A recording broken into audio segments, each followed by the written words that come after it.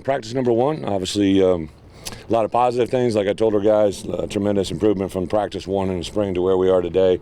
The key is make the most of this. We got a 3-hour recovery here. They'll come back in the afternoon, get a chance to watch practice. The way we kind of have practice is set up, we practice in the morning, we come back in the afternoon, review, and then we go in the evening and install, right? And just kind of keep working that window really all the way up until about 10 days out from Nebraska, and then we'll jump into game preparation. So really no surprises. I thought the guys did a tremendous job of getting themselves ready for today. Got a couple guys that aren't quite cleared yet. I'm sure you saw around the edges.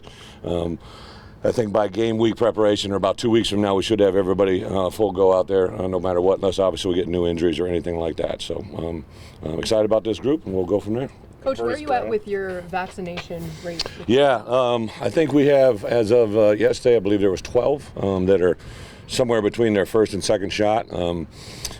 Actually had one guy that just got a shot yesterday that went out there and tried to practice today and had a reaction. So it's just, even though it's maybe not the same level as where it was a year ago, I think COVID awareness and just all the things that are going on right now, with obviously we're outside, we can be unmasked, but when we're inside meetings, we're all masked. So just dealing with that whole process as it folds, we just tell me the rules and we'll play by it. Okay, so just so it's clear, 12 that I don't know if it's 12, it's under 20. Okay. I don't know if it might be under 10.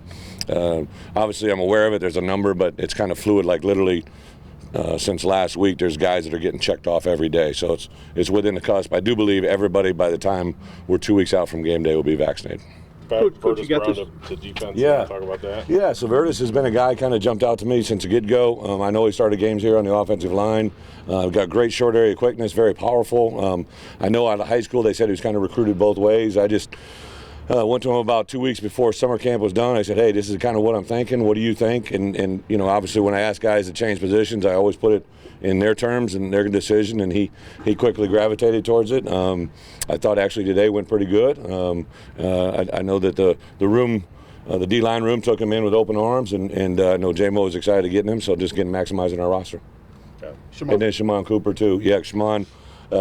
Really, if you think about it from a defense point of view, we added about 15 guys to practice today that we've never seen, from Jake Hansen to Shimon Cooper to a lot of inside backers, a couple outside backers, a couple defensive linemen. So Shimon, I was just kind of watching the limited amount of times I could view him during the summer, and talking with Tank about where his strength numbers were. We're kind of thin at the outside linebacker spot. Let's see where you can go. And so we again presented it to Shimon. He went back during the discretionary week, came back, said, Coach, I want to try it. And I didn't get to watch him as much today as I wanted, but I think the results were positive. Coach, you get this job in December, and you do a lot of functions, a lot of speeches. It's football now. I mean, this is an exciting time. Yeah, but you know what? Ironically, you always play to the strengths of what you're given. Like, because of the COVID world we're in, there weren't really those normal things that a coach would have been able to go out and do. I went in, met with a couple donors in the Chicago area and throughout the state. Obviously did the Cubs game, but then I was going to go do the St. Louis, but just because everything that's going on there, I pulled out of that scenario just because we were so close to camp. I just didn't want to put ourselves in any harm's way. So, yeah, there's a lot of new guys. I mean, this is training camp. Oh, yeah, like this is New Year's Day for us, right? Like I always preach to our players and our coaches, this is the start of a new year. It's just kind of the way I've always been wired. It's what I learned as a young coach, as a player, that kind of put everything aside. We have guys that are in classes right now until this Friday, and then really after that, they're done with classes all the way till the first day of class, and it'll truly be all about football. How has Brandon evolved from where you got him in the spring? VP? Where he's at now? Yeah. Just again, like a guy that's got really good arm talent. He's obviously got all the intangibles. He's big, he's tall, he's pretty, he's long, he throws a really good ball. The things that we've really tried to stress on him is just communication. Let him come out and talk to you guys today, because I think a quarterback of his stature should have that in his wheelhouse, right? We should feel comfortable about him talking. I'm not saying he's a starter, but he's a guy that I think has a lot of intangibles. It's going to be hard for someone to be better than him. So he's got to start walking the walk of a quarterback, right? Speaking not here to the media, but also speaking to our players. I thought his huddle communication in there today was really, really good. I'd stress it on him all summer, just beginning to come around more and more. It's fun to watch him grow. When he said that, both you and Tony sort of stressing it would be a little uncomfortable first to get comfortable in doing those type of things. Just how did he respond to that? Because it took a little bit of work for him. Yeah, again, I can't change anything that was before I got here. I can just talk about what we've done since. And in the spring, him and Isaiah and a couple other guys were competing it out. Obviously, when Isaiah transitioned, he's the guy with the most experience that's been in that situation, and we just kept stressing. There's a lot of guys, though, right? You guys write about it because it's the quarterback, but I've made OC do some uncomfortable things, right? The more I can make Calvin uncomfortable, the more we can make Jake Hansen, Palcho, Kramer, Vidarian Lowe. Like, I've challenged all those guys. Every day when they come in and sit down on the corner of their desk are 2 areas to improve, right? Every guy. When you come a certain level as a player, you can only get better by improving your weaknesses, right? You're good at all the things you do well, but you got to take a giant step in the areas you don't do things well. So all of our coaches put a little note in the corner of each one of our players where they sit for position meetings about how I need to get better today, and every player, that's their goal when they go out there to practice. If we can take care of those 2 things across 120 guys, we're going to make good strides. Brett, with this being the first camp you've opened in a few years from a college level, did it feel like old times when you got back out there? Was there anything that felt especially different or new for you out there? No, football's football. I get the question, right? It's different. College to professional, the difference is, just to be blatantly obvious, right? The NFL has certain rules regarding you guys, right? Like what you have to allow media to do. College is up to the coach or up to the school, and it allows us to do things, right? I would love to have you guys sit out there and watch every snap, but the great thing is, right, we are an unknown to the world of college football, especially our opponent, right? So I think the ability to control that messaging is really good. Also from a perspective as a head coach, to see the growth of not only your players but your coaches, right? I was evaluating our coaches all day as much as anything, because before our players are being able to do what's right, we got to make sure they're being told what's right. So it's been fun to kind of evaluate that process. You mentioned Brandon's huddle communication. What exactly does that look like? What kind of things are you and Tony kind of looking for from him in a huddle? Just clear communication. Volume reflects confidence. We tell our guys all the time, like, we'll be in a group setting, right? Last night we had all the newcomers and guys that are in the room for the first time get up and say their name, their hometown, the position they're going to play, and I said volume reflects, and they all yelled confidence, right? So as a young person, a lot of times you don't know. The more voice your volume is a reflection of your confidence. Nobody follows anybody that goes, come here. Somebody says, come over here, right? There's a difference, right? That's what people do, right? So volume reflects confidence, so that's a big part of it. Jake said he's coming back to throw a haymaker. Who did? Jake Hansen. How much do you like that mentality that he said he's coming back to throw a haymaker, Brett? Well, I'm excited. Part of our staff today was just getting a chance to see a guy like Jake Hansen. We've seen him on film. We saw him in the spring. We've seen him work out, but today was football, right? Jake is a very aggressive personality. His demeanor.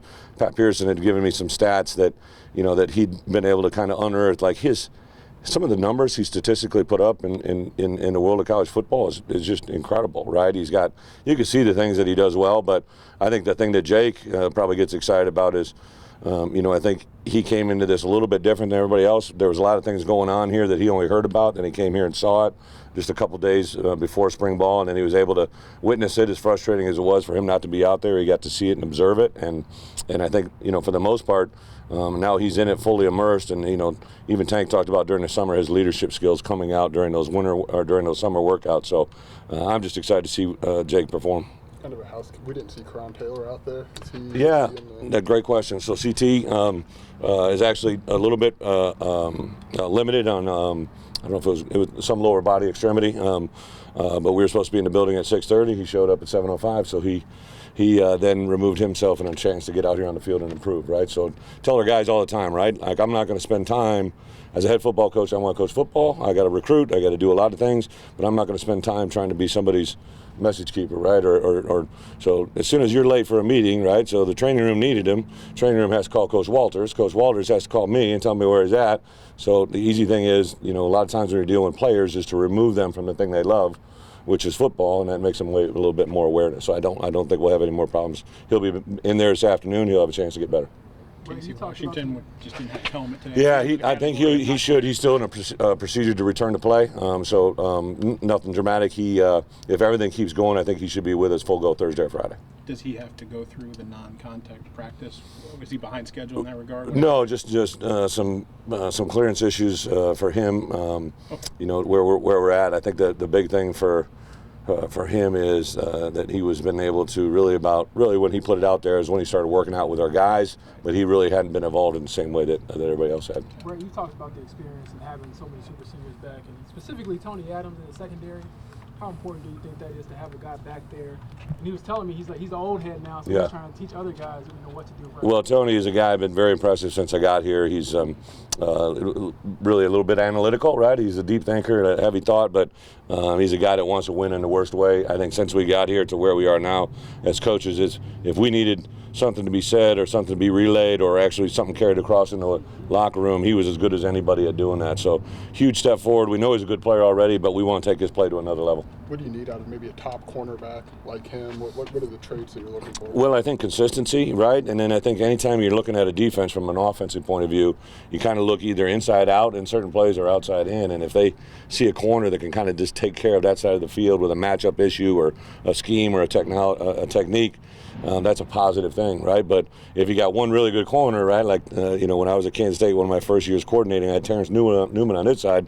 Well, it didn't take long for guys to figure out to go over here, right? So the good thing about having a good corner is he's out there, but the bad news is you need another one just like him on the other side. What's the biggest difference between morning practice, afternoon practice, and maybe what changes are there? Temperature. Now today we actually pushed back a little bit. You guys will be a little bit earlier from this point forward. Because last night we couldn't do football, it could only be philosophical things. We had to do install this morning. So we'll actually be on the field almost an hour and 15 minutes earlier from this point forward. We have some early games, we have some late games. In the fall, we're going to be an early morning practice team. So really just to stay that consistency. And in the NFL, one thing that jumped out to me, all the teams practice in the morning, right? Nobody practices in the afternoon. Your body's just a little bit more in tune, a little bit better in shape, hydration, fueling. We only had one young man have a cramping issue this morning. Mr. Bryant, a freshman wide receiver, his feet were cramping, his toes were crinkling. He's the only guy that missed breakfast this morning. So it all kind of adds up, right? For you to get out there and practice, you got to go to breakfast. You've seen a lot of position and scheme changes on the defensive side of the ball. What have you kind of seen from that group? How do you feel they did for? Well, it's practice one, but I really, the thing that's been impressive to me about these guys, even like going to last night's meetings, they're sitting with their feet on the floor, their eyes are up, they're attentive, they're taking great notes. My first 20 minutes of my talk yesterday was about how to take notes, right? How to take effective notes and note-taking skills and how that carries into how you learn football. So I couldn't be more pleased with just the way our guys are handling that side of it. Now, the game of football is a tough game. Win games is hard, so that part we're going to kind of see as a work in progress. Last question here, guys. We saw in Phil Steele's preview there was a star position on defense. Mm-hmm. What are you looking for in that? What does that mean? Star's really nickel, right? Coach Walters is fancy, right? So, but the star is a nickel, really, in a lot of people's other way of things. So. The star is really like a third corner in certain packages, but it's also like a third safety. So it's just it's a position that fits to the mold of what you're trying to get across defensively, the scheme that you're trying to run, but also the personnel that's out there running it. All right, thank you, everybody.